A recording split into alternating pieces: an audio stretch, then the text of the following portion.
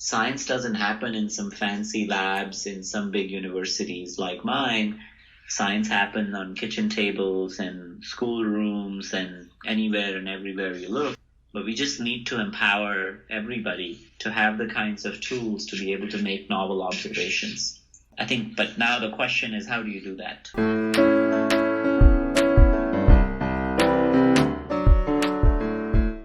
This is Sachin. And this is Eric.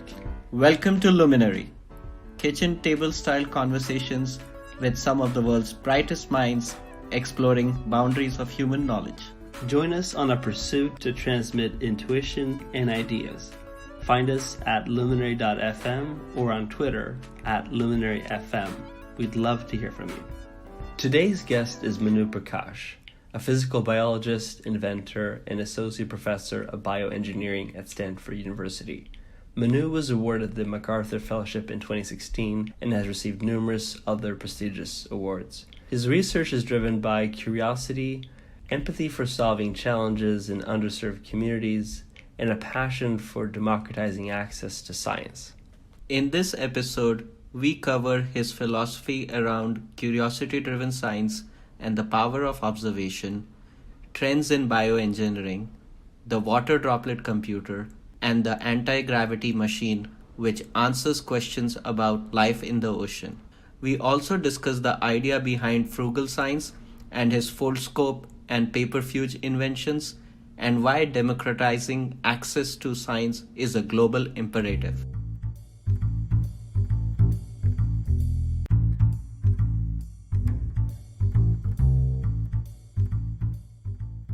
Let's maybe start at the, root of everything, where you were born, how you grew up, and then eventually your path into academia. Mm-hmm. Yeah, I grew up in India. I'm now a faculty at Stanford, and the route, just like everybody else, I guess, is quite chaotic in some sense. I was born in a town in UP in India, in northern parts of India, called Mawana, which is sort of a small town by any means. But my mother was an academic. She taught political science all her life. And I took the classic route of Indian parents telling their kids, are you going to be an engineer or a doctor, kind of a strategy. I almost went into the Indian Air Force, but my dad sort of kind of vetoed that out. And so I went to the classic IIT style structure. And I think from that, I went to graduate school at MIT. Then I was there 3 years at Harvard before starting at Stanford. And I think, maybe I'll let you guys explore depending on how much detail we want to get into. But an interesting anecdote, none of this was obvious, and it was not clear every step of the way what I wanted to do, which is, I think, very typical of most people in academia. But what's interesting is at least there was a very dramatic switch that I've made in my life all along. My undergraduate degree is in computer science. At graduation, I told myself I'm never going to just sit in front of a computer all day. I just don't want to do that. And it was a much more of a personal choice. And then I did a PhD in applied physics. And then was the big transition to biology personally for me. And that's been a big part now of what we do. So it's, I think some of these transitions have been quite valuable just personally for me. Why does research and academia resonate with you? Did you actually consider some other professional paths? Now when I think about it, it's just very clear what I want to do. And I am looking for places where I can execute and make that happen.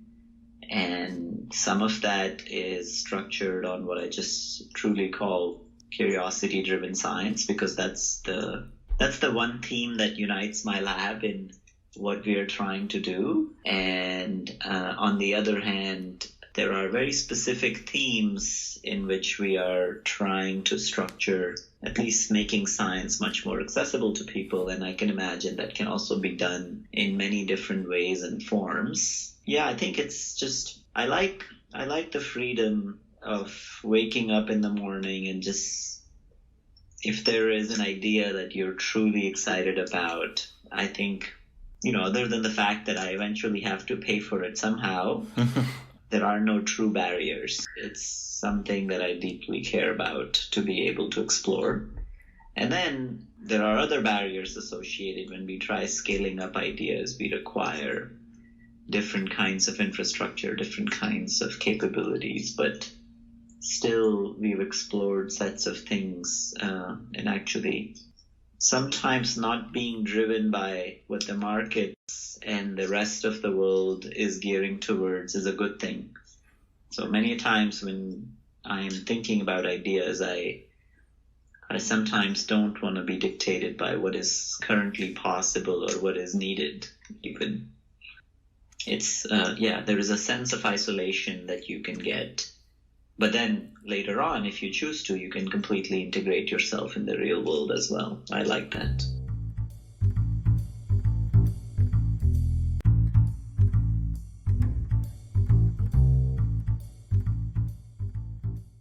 When it comes to curiosity-driven science, you alluded to it. Mm-hmm. What do you mean by it? How did the genesis happen? There is a very pragmatic answer to it. I started my lab and I was excited about many different things. And I made a conscious decision at that time to continue to do what drives me and gets me excited, which is surprise. I think this is why we do science. As scientist, I thought, what is my superpower? Everybody seems to have superpowers. And I think the way I think about that is I think about observation as my own just personal capacity. I really both enjoy observing, but I also do see sometimes things where others might not see something. And of course, there are times when I don't see something while others do see something. But there was a very conscious decision that I made at that time of starting the lab of what type of a scientific community do I want to grow and seed. And it was this notion of keeping a like-minded nature of what we are trying to do. And I was literally putting together a website for my lab, and the only phrase that could actually encompass what I wanted to do was that, and that's when I sort of penned that down. There was a very conscious decision I made around that time as well. This is almost 7-8 years ago, of spending a specific percentage of time in solving the problem of access to science, and that led to the Frugal Science part of our lab and much of the activities we do in that. That was a very conscious decision. It's not an accident, because eventually, I have to carve out my time in thinking about sets of problems. So to a certain extent, that's very pragmatic, but also on the other hand, it's just who I grew up to be. I've always been like that. I'm excited to learn, just like you guys. And it's something that our world is just such an incredibly wonderful place. And sometimes in the most mundane things are hidden just incredible gems. And if you don't take a holistic view sometimes on science, you are blinded to what you are looking for, not what's there. And I think this is a huge problem in science, that this type of a thing removes a kind of a blinder. You mentioned about observation as one of your superpowers. Could you elaborate? Could you share some examples with us? We all live our lives, and we're all bound by same laws of physics, same laws of chemistry. But there is many ways we can perceive this world. And most of the time, I find that first time you look at something, there is a viewpoint that you've constructed. So, our perception of this world is pretty much constructed on what we believe is true, or what you are seeing in a same phenomena. You might be washing dishes, and although it sounds like a really mundane activity, there is an infinity of interesting things happening right in that sink at that very moment. There are many attitudes you can take while doing dishes. And one attitude to truly take is what remarkable number of phenomena are just occurring right in front of you. And if you really take that seriously, something that falls out of it is this very acute nature of, here are 15 different things that are happening right in front of me that I truly cannot explain. And it's not about, somebody must have figured it out. It's about whether you can make sense of it at that moment. The irony of this is our experiences are so determined by the length scale of our perception in our life.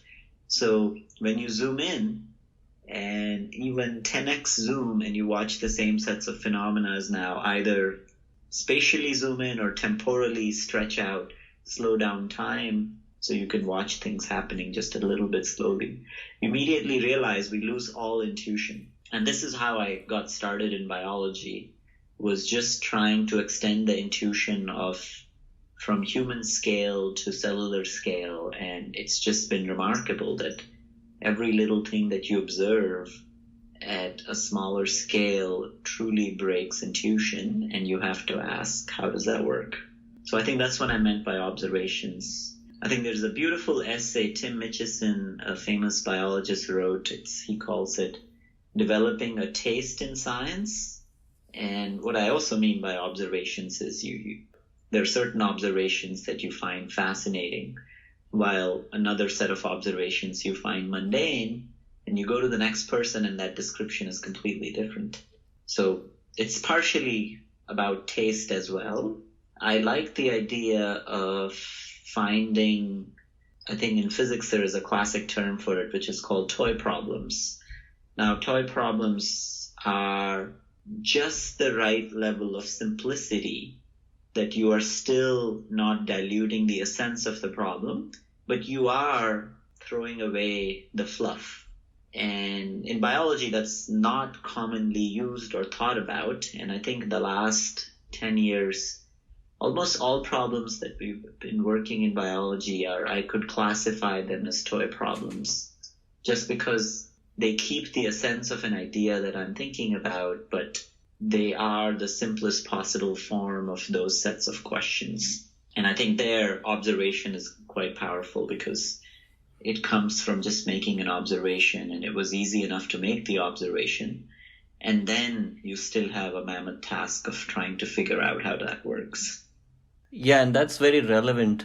Translating the observation into the questions one may have and try to answer those questions.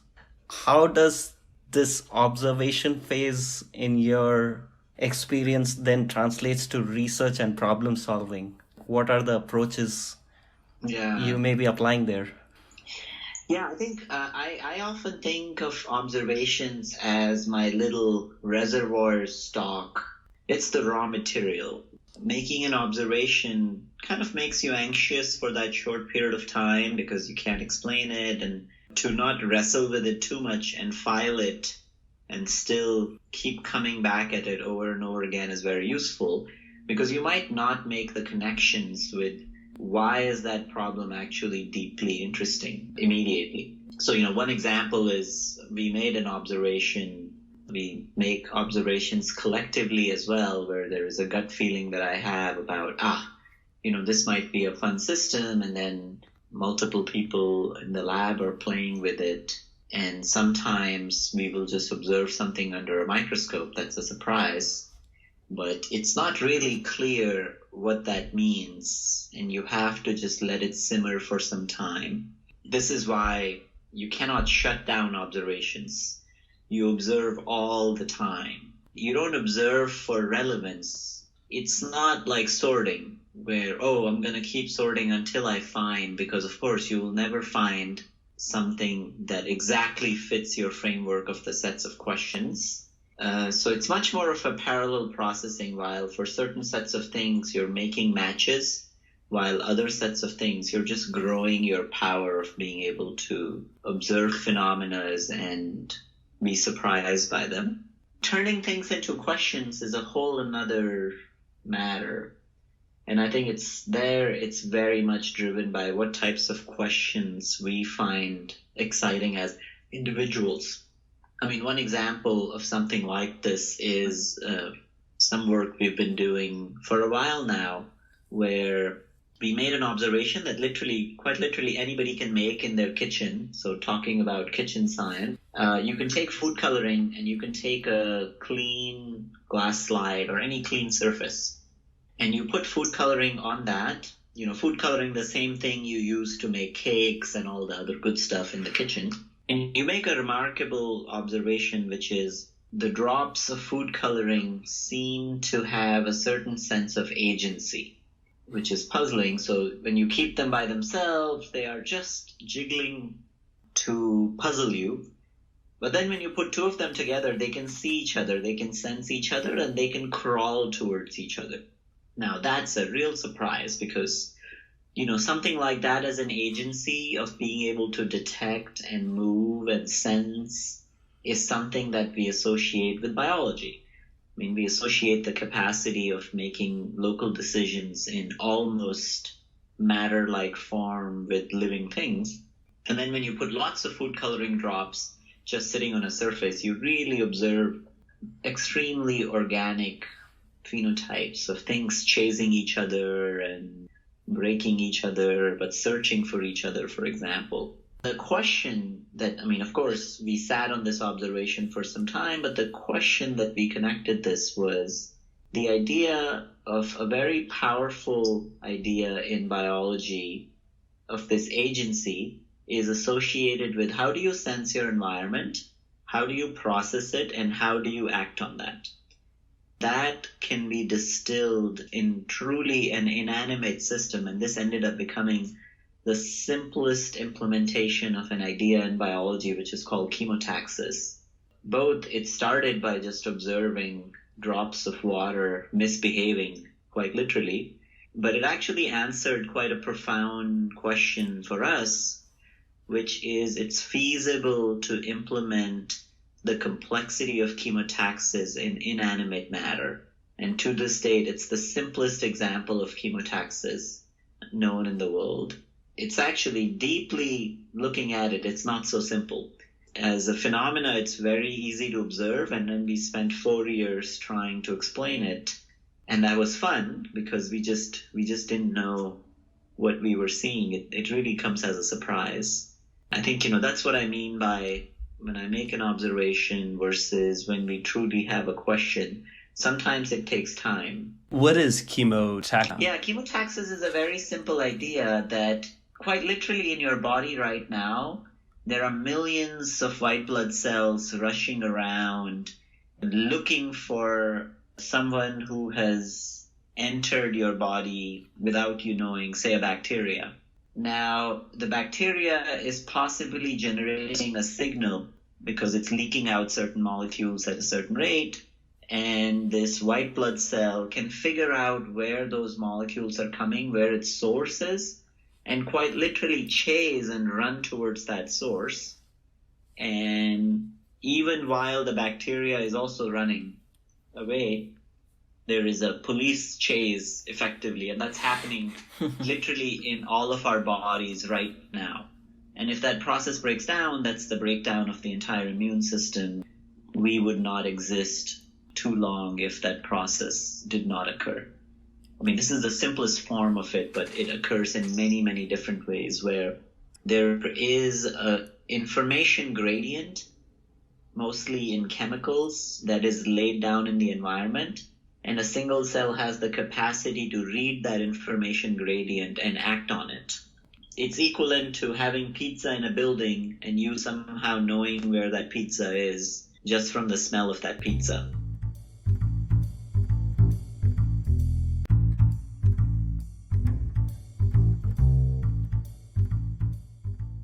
We've talked about sort of the inspiration and the philosophical premise behind your research and work. Maybe let's talk about the field you're operating in, or the fields you're operating in. Bioengineering and physical biology. Maybe explain what are they in sort of a distilled fashion, and why are they important? I mean, I think, let me just say this. In science, we tend to pay too much attention to fields per se. These fields and these words are interesting architectures for organizing the administrative process of how science is done. Beyond that, they really don't have that much value, other than the fact that, when a budget comes out from somebody who's paying for this, they have to still assign things to it. I personally value, quite literally, there are sets of questions we're excited about, and we're applying both physics and engineering tools as well as known biological tools to that problem. Just because this tradition of applying in engineering and physics viewpoints to biological questions, it's not so new after all, but it's much more accepted at this time. And that's what these two fields are. Bioengineering being able to apply engineering ideas, the idea of learning how to make stuff, and in that process learn something, while biophysics and physical biology being the fact that much of laws of physics are things that biology has to abide by. And when you ask the question that way, many puzzling challenges become quite distilled, and you can ask some very precise questions that were vague without that framework. I think the way that I think about how the lab is structured and how the types of problems that I care about, some of them are just very basic biological questions, which are truly just very fundamental. And then the other aspect of that is what I kind of call, I've been it in Frugal Science, is this notion of making science accessible. Just that we have the privilege to experience science directly. How do you make that true for the 7 billion people on this planet? So those are the two themes that we operate in. How would you advise a layman to interpret bioengineering? Yeah. How would you distill it or explain it in more simple terms? If you look at the eras of centuries and what the centuries have been dedicated to in the past, we, along the way, as human culture evolves, we have learned to do things with a certain sets of things. We learned, first of all, to handle inanimate materials, and we learned how to build things, and that became the civil engineering and the mechanical engineering part of the world. Then we had an entire century dedicated to handling and manipulating information, and that became computer engineering. We have not had, other than agriculture, for example, which is a pretty powerful one, we've not had the capacity to truly meddle with, just like clay, mold biology. We get biology the way it comes, and we take it or leave it. And yes, we can do some amount of selection process to it to make it a little more palpable. But frankly, it has been an open frontier that teases us. Bioengineering in its true form is taking biological matter as any other matter and having the capacity to mold it in what we would like it to be. And in that process, actually also deeply understand it. So that's why biology and bioengineering have a true connection, that in the act of trying to build with biology, you get to actually understand biology as well. This is at the sort of cell molecular level. Mm-hmm. It can be at any level, frankly. You could do bioengineering at the scale of the ocean, for example, where there is understanding the biology in the ocean and asking how much of it, what are the engineering principles, what are the fluxes, what is the transport process. If I turn this knob, how would this dynamical system behave? So it doesn't always have to be handling molecules. It can be at any level of abstraction you desire. You have to have asked the right sets of questions in the framework of engineering. So in engineering, we care about robustness of a system.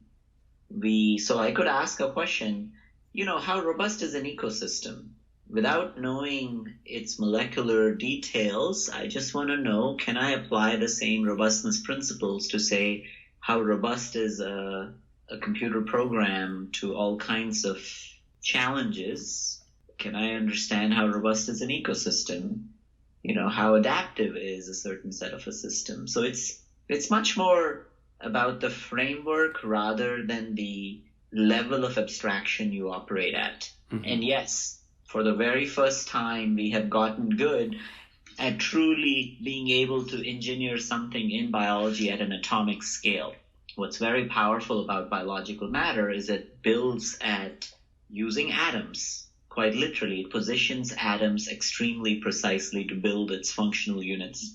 Bioengineering enables us to do that slightly differently. But having said that, it's not true that you can work at any level of abstraction in these sets of systems as well. And actually, it is important to work at different levels of abstraction, because we sometimes understand when biology becomes chemistry, but we don't understand when cells become animals or when animals become ecosystems.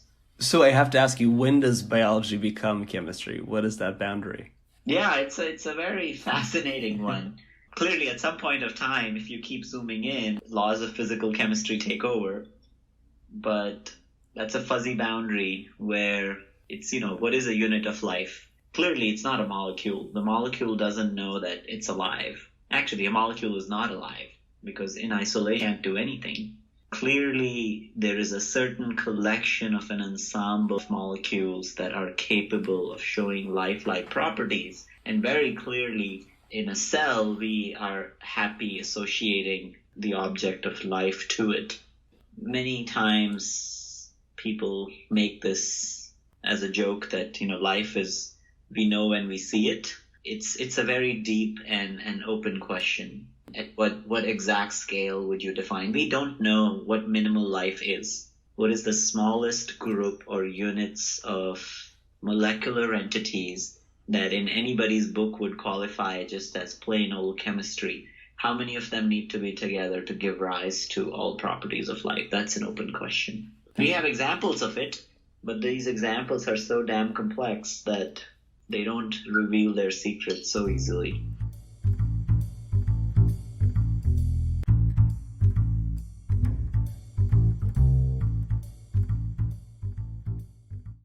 Connecting back to the theme of observation and questions to ask, there is research and problem solving, some of experimentation, rather a lot of experimentation which goes in your lab.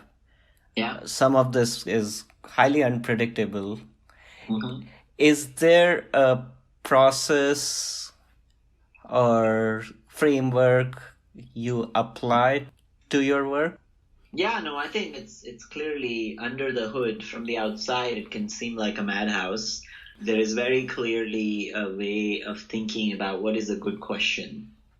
Sometimes that's just driven by you are so flabbergasted by an observation that in all its forms and glory, it makes absolutely no sense. And that's why it's exciting. I think the framework that I enjoy is one aspect of what I think about often enough is I do like to work in areas and problems which I believe are important, but at that same time are, as society, we're not paying enough attention. Whether that happens to be in basic science or whether that happens to be in the context of frugal science or making science accessible. I do believe that if there's a question that somebody already, if I didn't exist and somebody was already just going to tackle it anyway and crack open anyway, that's not so exciting anymore, just because we have landed at the question already. I think the kinds of questions that I enjoy are the questions are slightly ill-defined or are very well-defined, but we just don't have a good framework until that idea pops out of asking those questions. Or places where large fields have attempted things like that, but with a different framework than what we're thinking about. To me, it's another framework that we apply to a lot of problems is many problems that we end up choosing, whether we like it or not, are multi-scale. They have several different scales where phenomena at the smallest scales are influencing phenomena at the largest scales. And that in itself is also a hard problem to tackle, just because you are jumping so many scales that every jump makes it highly unpredictable. This likely focuses on the selection part of the problem. How does that then transform into approaches to answer these questions? We do just personally is for very specific questions and problems, we often start by building tools for that specific problem, even with the philosophical hope that even though we might not be the ones who would crack open that problem, the tools we will build will enable others to open up those problems. I think that's an important, and as physicists, we often care about measurement tools with this philosophical view that only if you could measure something very, very well, you would better know what's actually happening. And when something slightly different happens, you would have the means to quantitatively say what that was. But often enough, what to measure in these sets of problems is not so trivial. Secondly, how to measure it's almost impossible sometimes for most problems. And that takes a giant line share of time. But then once you have that, then either the entire problem cracks open right away, or you have built a very powerful framework of tackling this, and now many more people can engage in the process. It's been true, I think, ironically, it's been true for almost all kinds of problems that we worked on, where tools have been an incredibly important aspect. But we don't make tools for the sake of making tools. They were built for a specific problem that we cared about, and sometimes it ends up being that they're generally useful. So to be a bit more sort of tangible, would you ever entertain using, for example, a p-value to determine a path forward for, let's say, relevance in terms of findings, or do you apply other sort of quantitative or statistical models? I think we are very analytical in how we approach the questions we're trying to answer. Of course, sometimes biology is a very noisy system, and for the gut feeling, it's important to apply all kinds of tools that are accessible, but it's not very satisfying in some sense. So the way we approach path moving forward is often driven by early on in that system or in that phase of problems that we're excited about, we would make measurements, and it's perfectly okay for those measurements to not make sense early on. Eventually, as you start recapitulating the question from many different angles, it's very specific to the kinds of questions we're interested in. So essentially, a lot of the time, the litmus test ultimately becomes or is based on your gut feeling. No, I think the gut feeling is the beginning, because in the end, when you make an observation, you have to have a hunch whether that actually is something novel and interesting, and how much does it break your prior observations. That's really where the gut feeling comes in, because I think, and it's an important thing that we should at least I accept personally, because there are certain things that I sense that, there is something here, even if I can't tell you what that is, because of if I put the test for every possible thing that I know about this being true, this is not a trivial result to come out of it. The approach that we take, and especially just because we are so geared towards physical problems, in the end, there's a very clear-cut problem that is defined along the way. And then once the problem is defined along the way, then all this gut feeling goes away. It's either this system was the right system to ask that question or it was not. And if it's not, then we move on to the next thing. Yeah. Because, I think the art of science is not just about coming up with new ideas. It's also about letting go of ideas. And that's hard. Sometimes it's just not the right time frame to ask that question. Yeah, speaking of which, are there any frameworks or models that you may have picked up from your field or outside field that may come across as surprising to you or even unintuitive, and you've been able to apply that? I think this idea of thinking about all length scales in a problem is something that's very common in physics and is something that I find fascinating. Is we are often we zoom in on a problem we're working on. And I think, we're talking very abstractly about problems. I'll just choose one that we currently have cracked open, which I'm very excited about, which is just, life in the ocean. So let's just spend a minute and think about that. There's plenty of life in the ocean. It's ubiquitous. It's everywhere. You take a bucket of water in the ocean, it's filled with billions of cells. A paradox that just struck us for a while was just the fact that if you look at much of this living matter in the ocean, it's denser, it's heavier than actually the water. And effectively, gravity is always on, and so things are being pulled down all the time. And that should just imply that at some point of time, the ocean should become barren of all life because it should just sink to the bottom of the ocean. Now I'm talking about, small scale things. Of course, larger scale things in the ocean have the capacity to literally, they have appendages, they can move, they can swim. When you talk about smaller scale organisms, that is a question. It's not clear whether a single cell can both either sense or actually act on that information. Here, the framework was, look, how do I explain ecology at the grandest scale, which is the planet? Because planet, any single place you look in the ocean, in the first, anywhere you pull out some bits of water, you find life. We all came from the ocean, so it's actually an important framework to think about. That's a really ecological question. While its origins are truly cellular, and suddenly there is a paradox that you have to explain. So the framework of sometimes these multiple length scales, if you add them all together, they don't make sense, but it sets the question.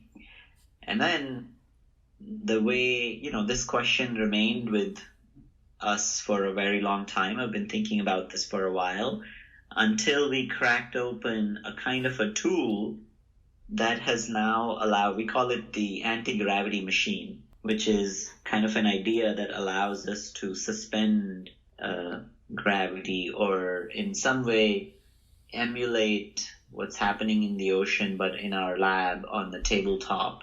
And we made a realization that we needed a tool to observe the smallest scale of unit of life in the ocean, which is a cell, as if it was completely suspended in the open, deep ocean. That has never been possible before because if you dive out in the ocean and you look at life, observing microscopic life in the ocean is extremely hard.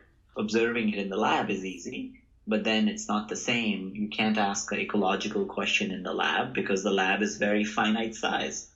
But we figured that out, so that was a tool. And then falls out a million questions. Now we can truly make observations where we can connect ecology to what's actually happening at the smallest scale. And why something like that is important only comes much later. While studying the system, we made a realization that the ocean actually fixes 30 to 50% of all the carbon that we produce as humanity. So although we're making an observation on just life at the smallest scale, individual cells, literally our society depends on the fact that the ocean is what our saving grace is.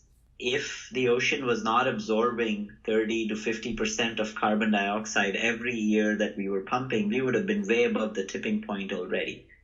So it's kind of this fascinating link of threads going from a paradox to a capability or a tool to truly grand questions, which we now have the capacity to answer because we are able to now perturb and ask this question of how does life at the smallest scale actually fix carbon in the ocean. This is kind of one way of an example where you go all the way from something that makes no sense, but it's fascinating that it doesn't make sense. I mean, how is it possible that life in this giant ocean would be there if it's just being pulled down all the time?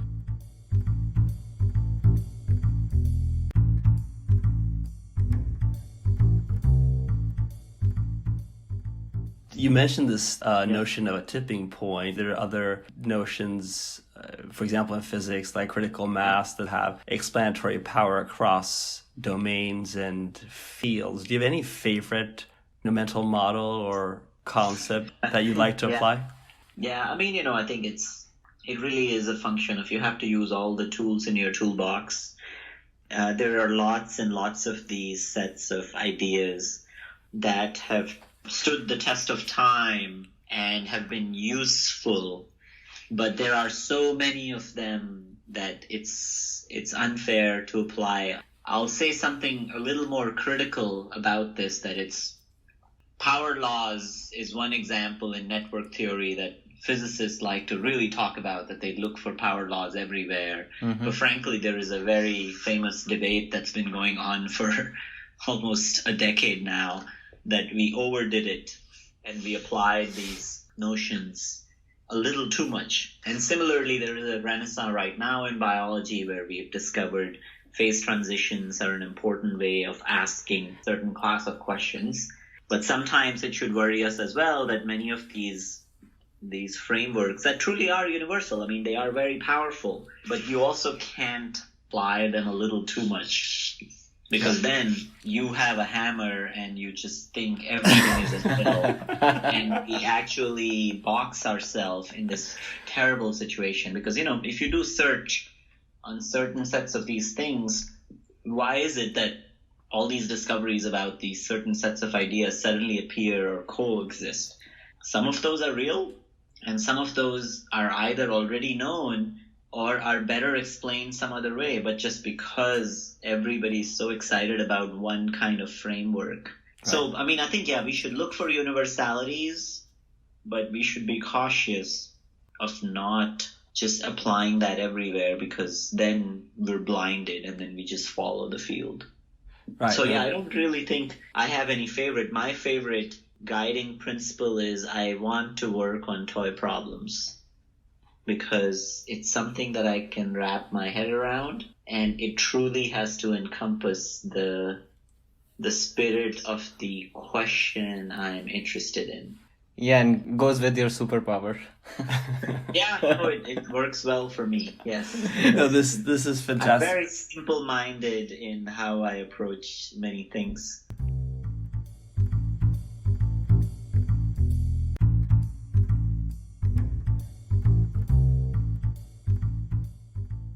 Let's shift gears slightly. Let's talk about Frugal Science, which we know is close to your heart. You're passionate about it, and it's an incredibly fascinating approach. Let's start with, what is Frugal Science?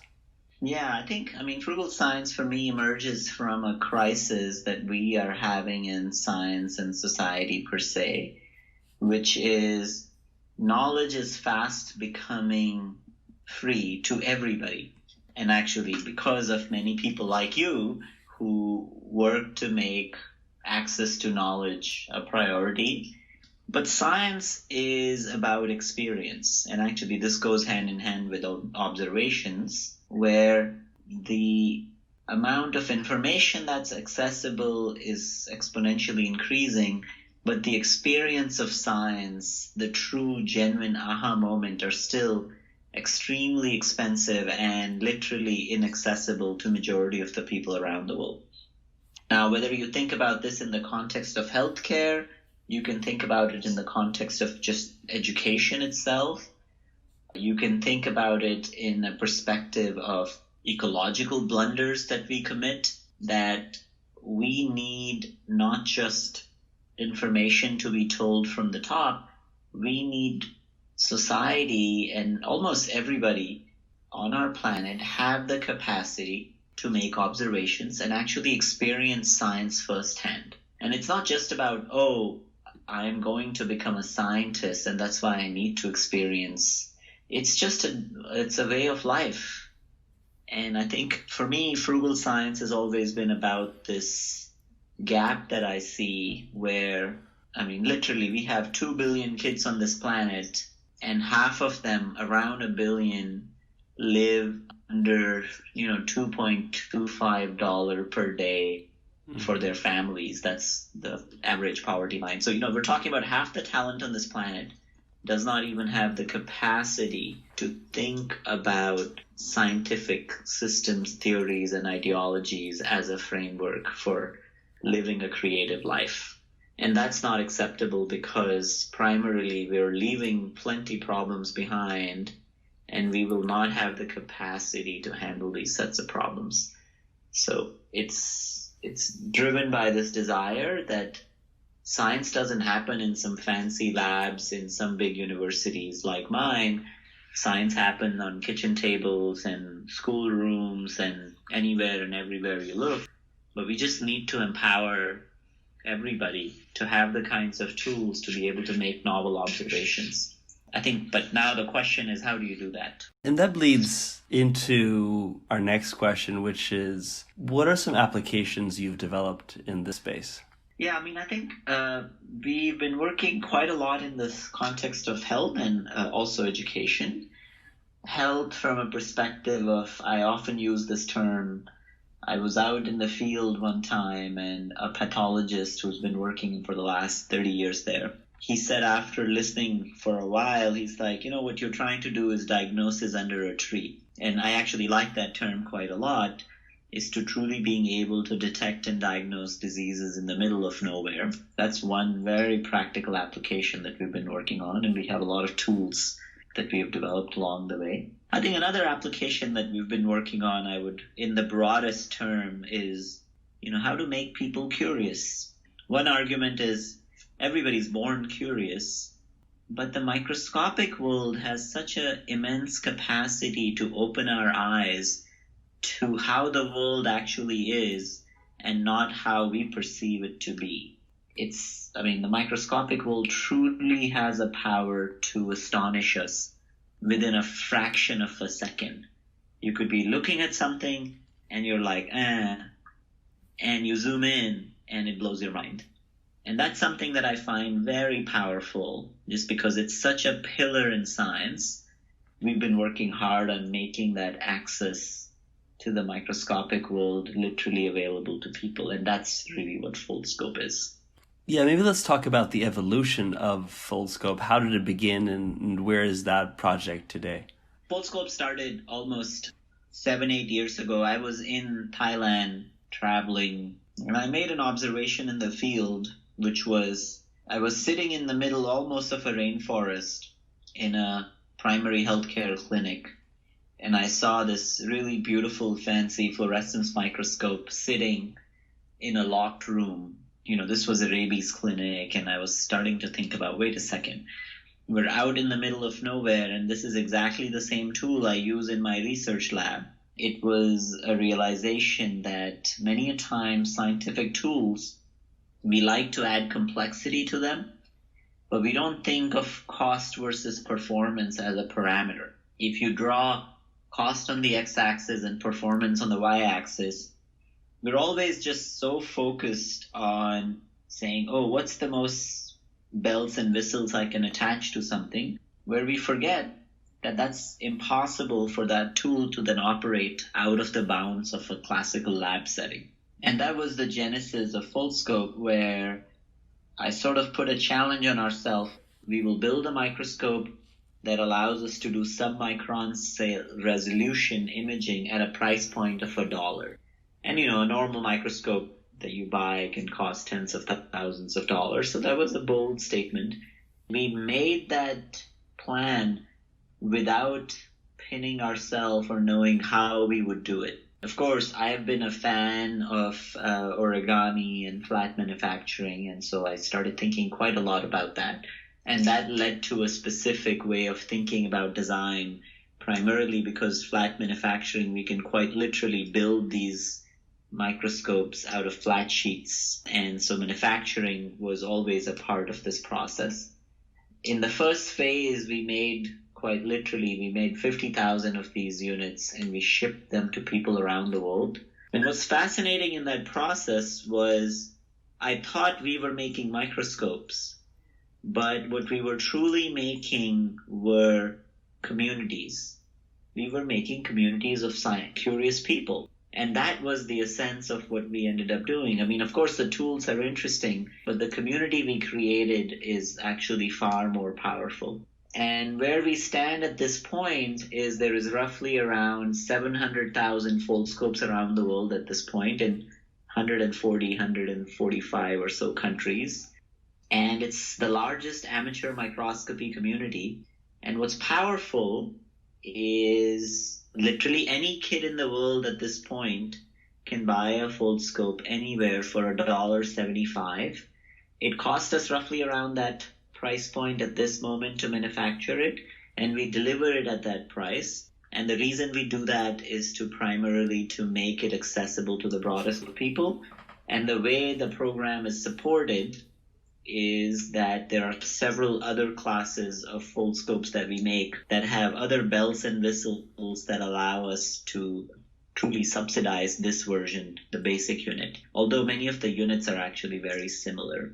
So that sort of creates a way for us to be focused on scale. And this is, at this point, I started a company with my graduate student. It's called Foldscope Instruments. We manufacture these. And one of the big things that we actually discovered along the way is what a profound number of problems people can apply tools like this to. And so once we transferred the ownership of problem solving to the people that engage with us, it became truly transformative, where I was not imagining, this would be a good application to work on. Quite literally tens of thousands of people around the world are working on completely independent sets of problems, simultaneously using this as a core tool, and they're informing each other. We are evaluating each other's work, but it is all grounded in the context of these problems. So we don't have to imagine artificial context. The work is happening exactly where the problems are, which I find quite refreshing and powerful. Any other applications you've developed or you see reaching similar potential?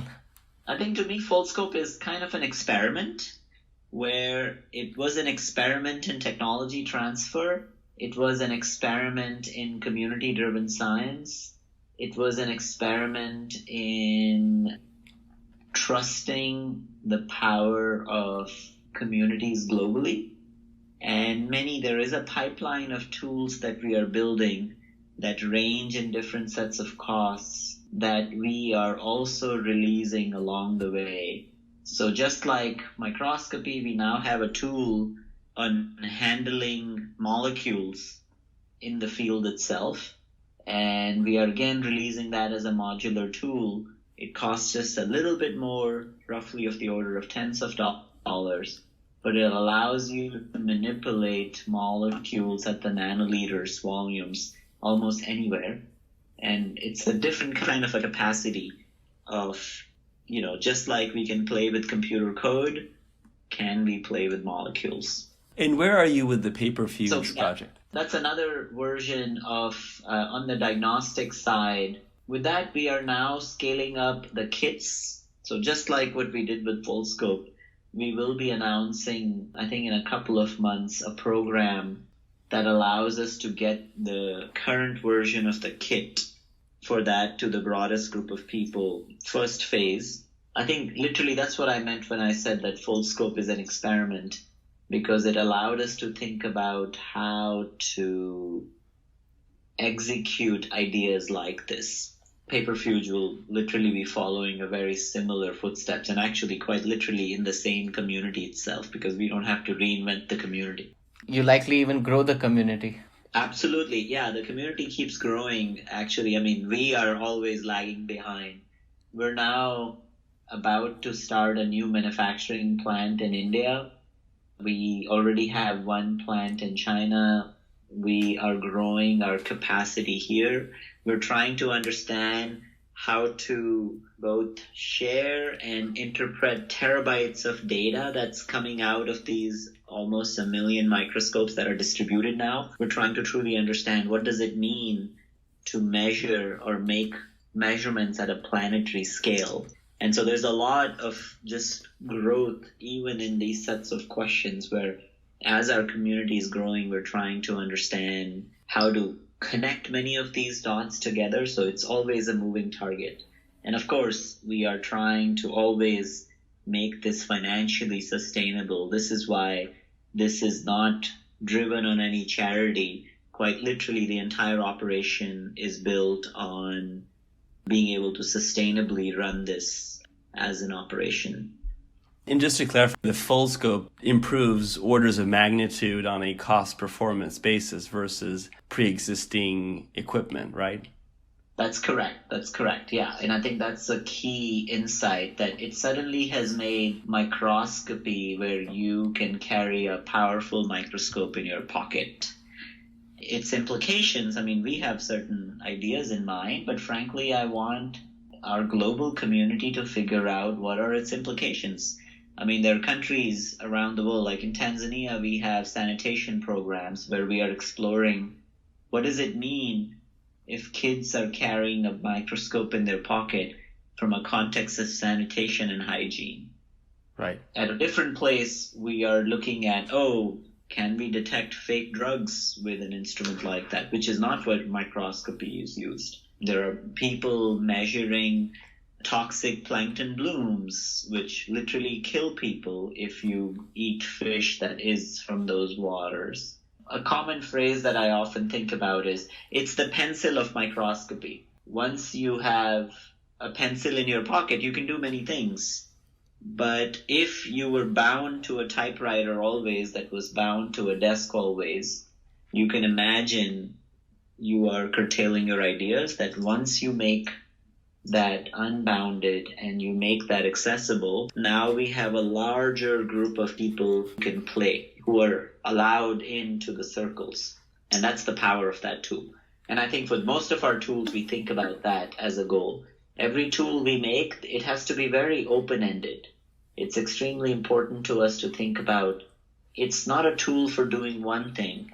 It's very much like a computer. A computer, you can do almost anything with it. It's a very general purpose machine, and that's why these sets of tools are powerful to share.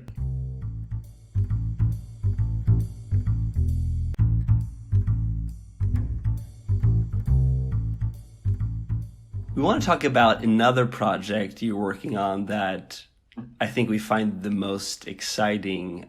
And it's mind-bending in a way. It's the water-droplet computer. Mm-hmm. What's the premise behind it, and what is it?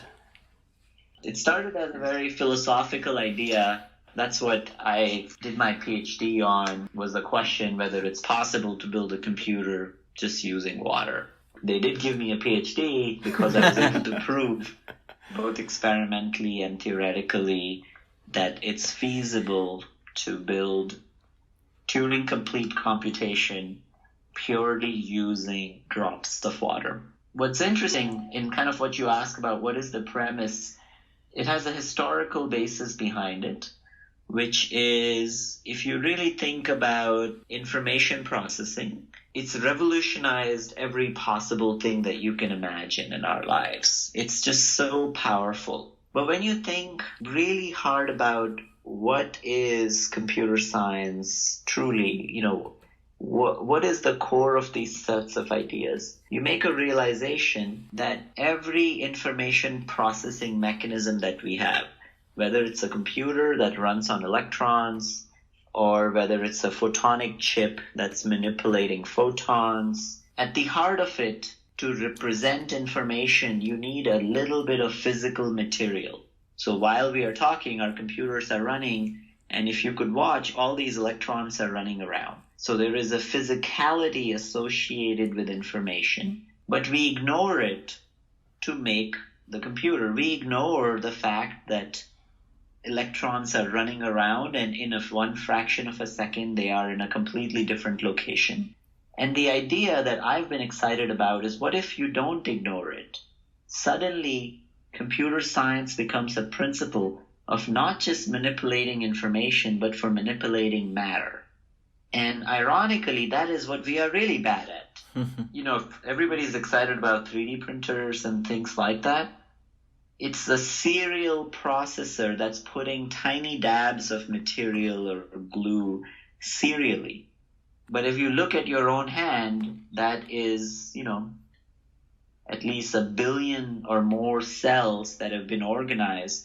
But there was no serial processor additively that actually put every one of those cells in that place. They got there using an algorithmic set of ideas. There is something common between your right finger and your left finger that it's almost as if it's code that's executed. The idea of fluidic computation and what I call these droplet computers is that these drops not only have the capacity to compute, they also have the capacity to carry materials.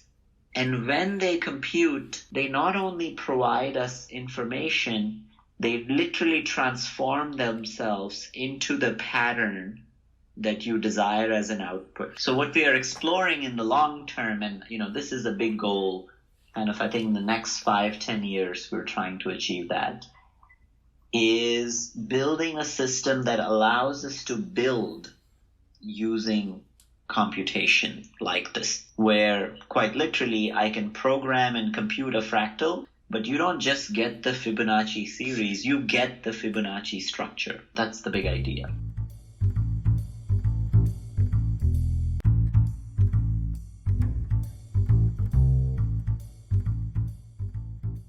Could you speak to the broader work which is happening in physical biology and the areas you are working on outside of what you are doing in your lab? I think there has been a renaissance in what I call physical biology. The fact that biologists are paying attention to physics is really fun and heartwarming.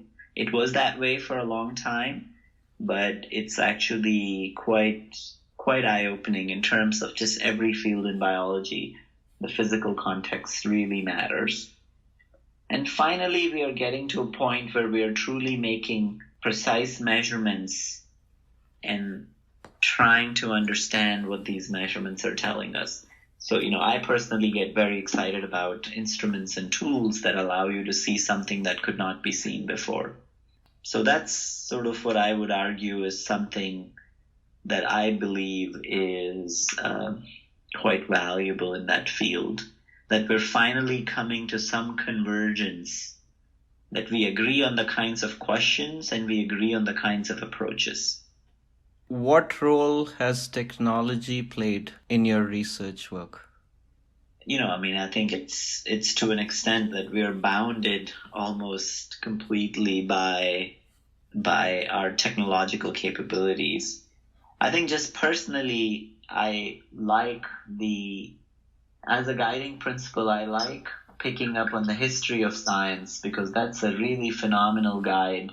Where we are is not just an accident, it's a very series of historic things that happened along the way. To me, that also teaches us quite a lot about where we can go. And so technologically, that's been really fun, where sometimes we use the sets of technologies that maybe in current day and world are called cutting edge.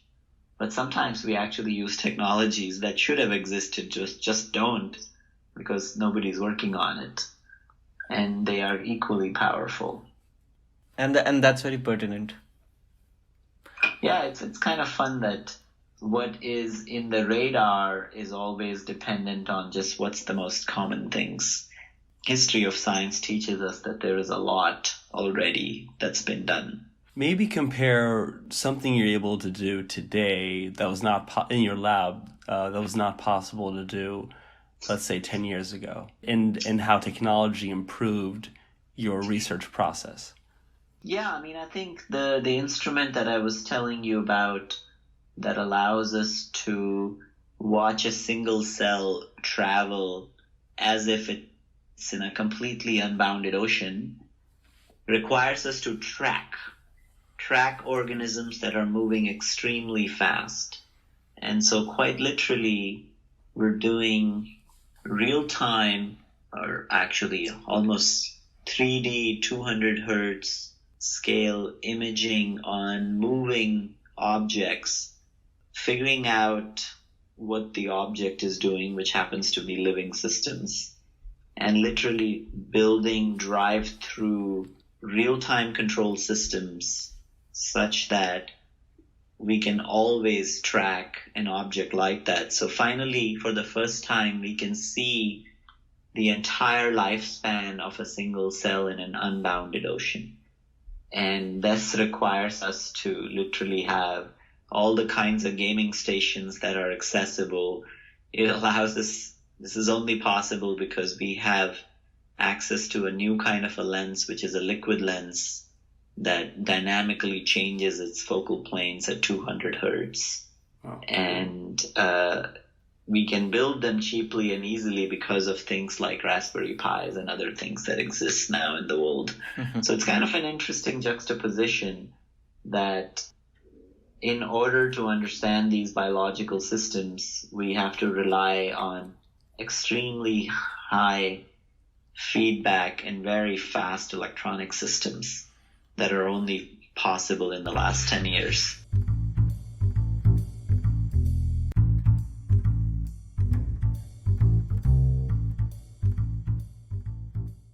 What motivates you? Oh, I think lack of sleep, maybe. How do you allocate your time? I don't actually. I am pretty much, if something I'm excited about, I don't think about what I'm supposed to do, but I do what I want to do at that time. A flaneur, a scientific flaneur. Cool term. Yeah, I like that. Yeah. Which non-consensus views do you hold near and dear? You know, everybody's a scientist.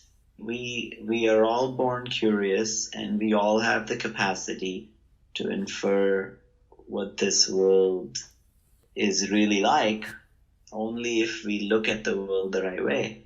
And this is a global capacity that just human beings have. What's the biggest trade-off in your professional existence? Oh, trade-off is, I wish I can spend more time with my kids.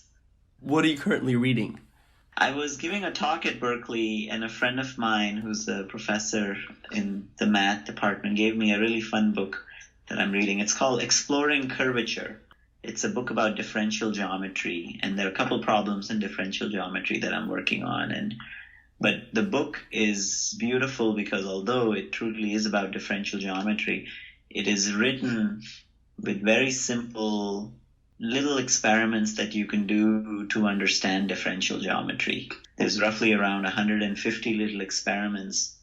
My favorite one in there is one using a bottle of soap, kind of the dishwasher soap, to teach a very famous theorem in differential geometry. I'm actually trying to finish this. Beautiful. What projects are you currently working on? There's a lot of stuff in the pipeline now. I think Gravity Machine is one that we will be announcing very soon, maybe in the week or two.